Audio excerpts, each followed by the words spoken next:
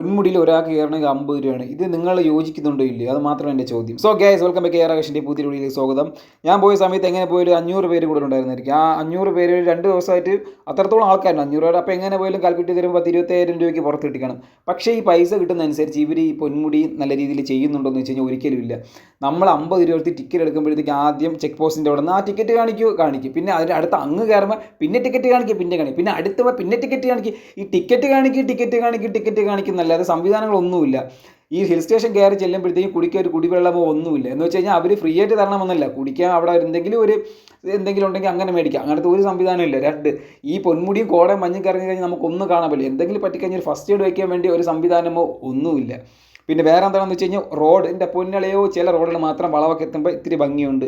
ചില വളവൊക്കെ എന്ന് വെച്ച് കഴിഞ്ഞാൽ നമുക്ക് അവിടെ നിന്ന് എഴഞ്ഞൊക്കെ എണിച്ചു വരും. അമ്മാതിരി വളവിളക്കാണ്. റോഡ് പോലും നല്ല രീതിയിൽ വൃത്തിയാക്കിയിട്ടില്ല. അത് നിങ്ങൾ മനസ്സിലാക്കേണ്ട കാര്യമാണ്. പിന്നെ സൈഡിലൊക്കെ മരങ്ങൾ വീണ് കിടക്കുന്നു.